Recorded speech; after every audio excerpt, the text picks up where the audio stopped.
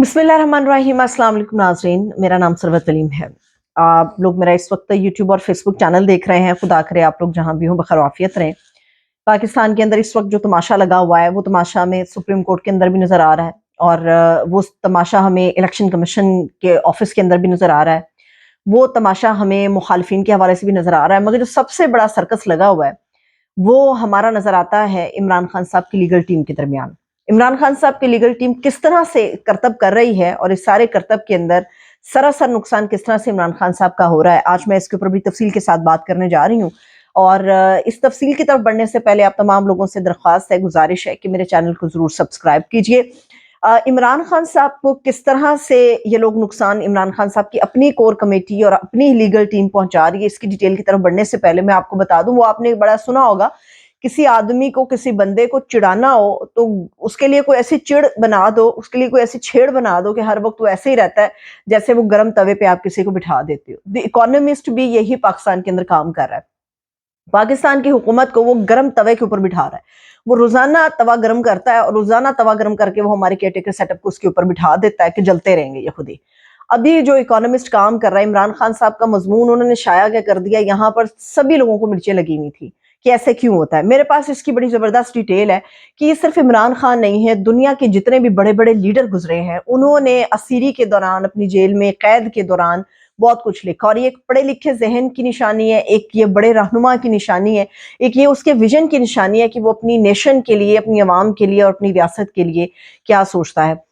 इसकी तफसील में मैं आपको बताऊं, मगर मैं सबसे पहले आपको ये बता दूं कि इकोनॉमिस्ट ने इमरान खान साहब का जो मजमून शाया किया वो मिलियंस के अंदर लोगों ने इस वक्त ट्विटर के ऊपर देखा है। और अभी से 3 घंटे पहले जब मैं ये व्लॉग बना रही हूँ, उससे 3 घंटे पहले जो है इकोनॉमिस्ट ने इमरान खान की पोस्ट के ऊपर दोबारा से उसको शेयर किया है। तो उसको देखने वालों की जो तादाद है वो 3 घंटे के अंदर जो है वो 1.5 मिलियन से ज्यादा है। जो 24 घंटे वाली पहले की पोस्ट है इकोनॉमिस्ट की इमरान खान साहब के मजमून से मुतालिक, 4.5 मिलियन लोगों ने उसको देखा हुआ है, उसको पढ़ा है। इसके अलावा तकरीबन इस 1 घंटे से चंद घंटे पहले यानी कि 36 से 35 घंटों के दौरान एक और उन्होंने पोस्ट की, वो 7.5 मिलियन के करीब लोगों ने इसको वॉच किया हुआ है। तो कौन सी ऐसी क़यामत आ गई है कि अगर इमरान खान साहब कहीं पर अपना इज़हार ख्याल कर रहे थे। अब आ जाते हैं दुनिया के बड़े लीडरों के ऊपर। ये सिर्फ इमरान खान साहब ने काम नहीं किया, दुनिया के बड़े बड़े लीडर गुजरे हैं। जवाहर लाल नेहरू साहब, वो जब असीरी के अंदर थे तो उन्होंने भी किताब लिखी, उन्होंने लिखा ग्लिम्स ऑफ वर्ल्ड। और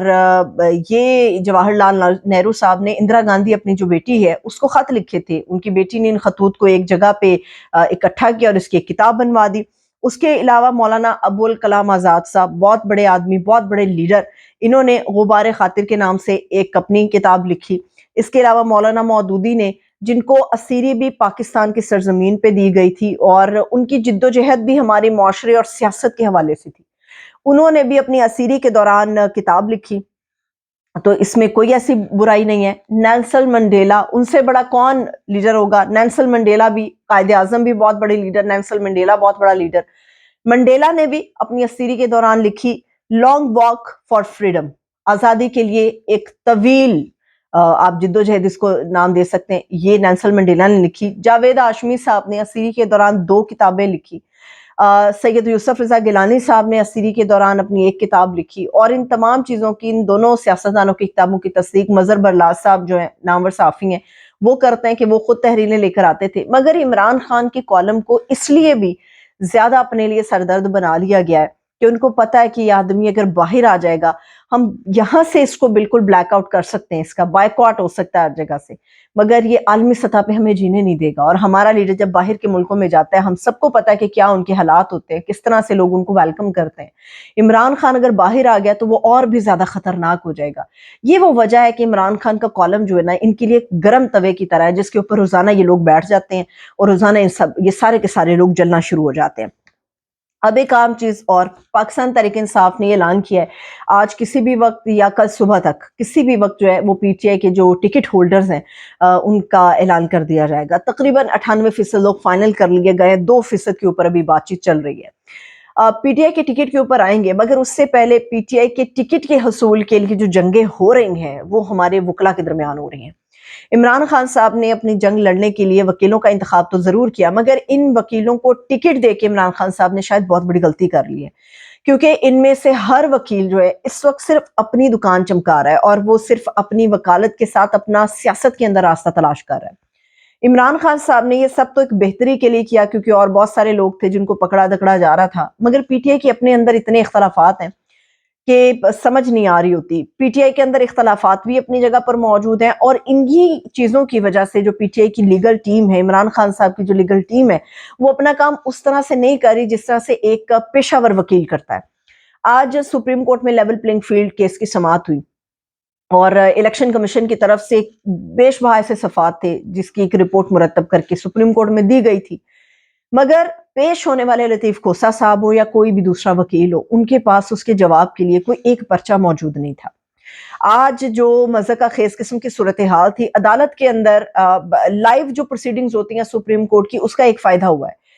کہ دونوں چیزیں بے نقاب ہو گئی ہیں۔ قاضی بھی بے نقاب ہو گیا ہے کہ وہ وکیلوں کو بولنے نہیں دیتا، اور عمران خان کے وکیل بھی بے نقاب ہو گئے ہیں کہ ان کے پاس ثبوت فراہم کرنے کے لیے کوئی تیاری کے ساتھ یہ سپریم کورٹ میں جسٹس فائز عیسیٰ کے سامنے نہیں جاتے۔ اگر آپ ان سارے وکیلوں کو سپریم کورٹ کے باہر دیکھیں تو ان کی وہ لمبی لمبی بڑی بڑی چوڑی چوڑی تقریریں ہوتی ہیں، اور دعوے ان کے ایسے ہوتے ہیں کہ آسمانوں کو چھو لیں گے، مگر ان ساری چیزوں کے برعکس سپریم کورٹ میں کوئی ایک جواز یا کوئی ایک ثبوت یہ لوگ نہیں پیش کر پاتے۔ پورے پاکستان میں پی ٹی آئی کے ساتھ لیول پلینگ فیلڈ کے معاملے پہ جو زیادتیاں ہو رہی ہیں وہ ہم سب کو پتہ ہے، مگر بدقسمتی یہ ہے کہ عمران خان کی لیگل ٹیم اپنی سیاست کے اوپر پوری توجہ دے رہی ہے،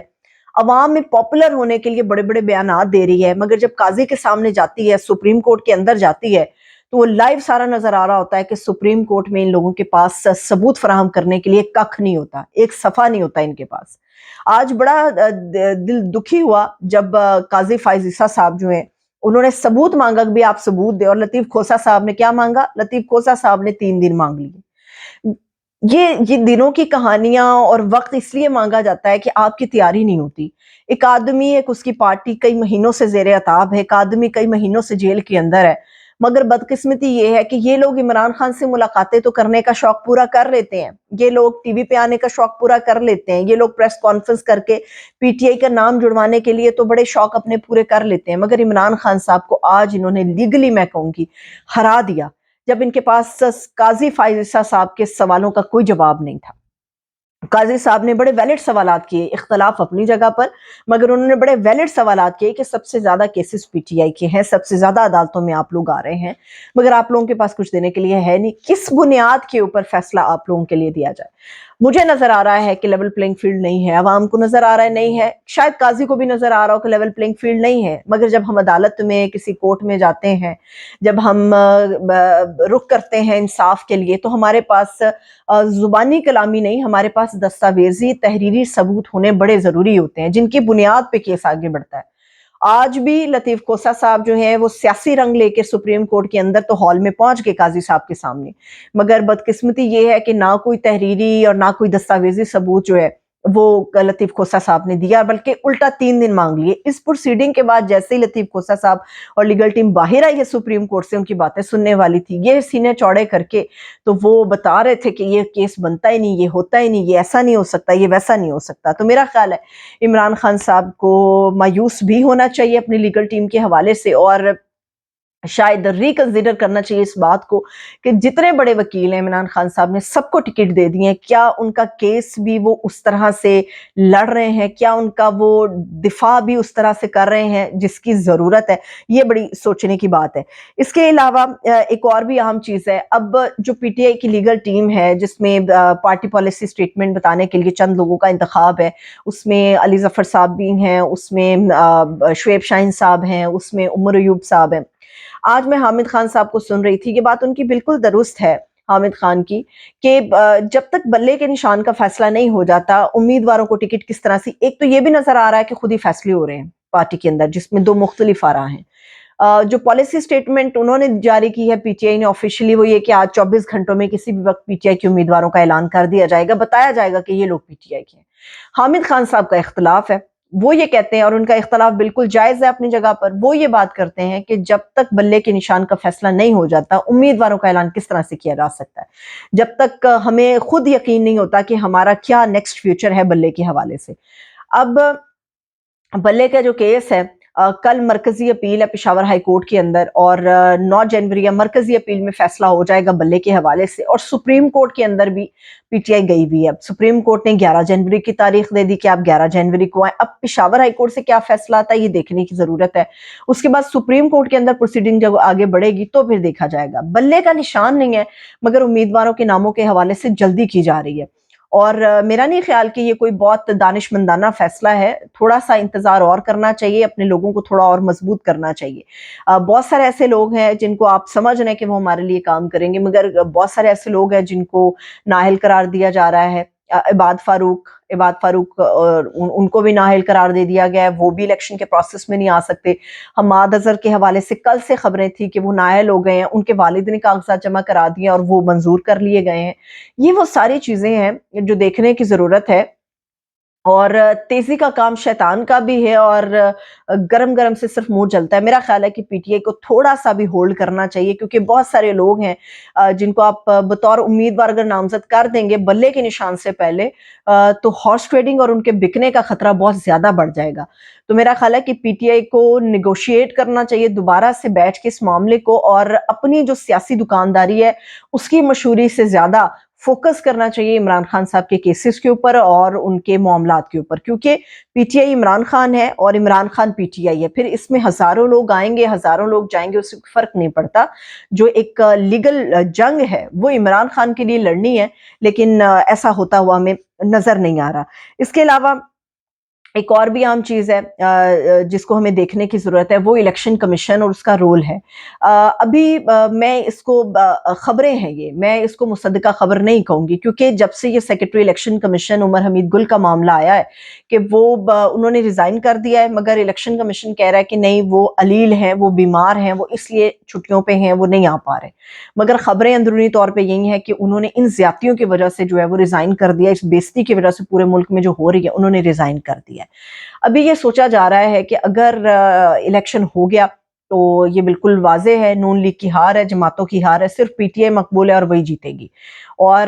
پی ٹی آئی کو روکنے کے لیے ممکنہ طور پہ یہ سوچا جا رہا ہے کہ الیکشن کا راستہ روکا جائے، اور الیکشن کا راستہ روکنے کا جو ایک واحد ایک ترپ کا پتہ ہے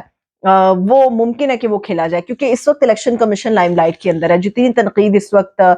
سکندر سلطان راجہ پر ہو رہی ہے، تو یہ اس بات کا کبھی امکان ہے کہ وہ بالکل این موقع پہ آ کے اگر وہ ریزائن کر دیتے۔ میں صرف آپ کے سامنے ایک چیز رکھ رہی ہوں جس کے اوپر گفتگو ہو رہی ہے۔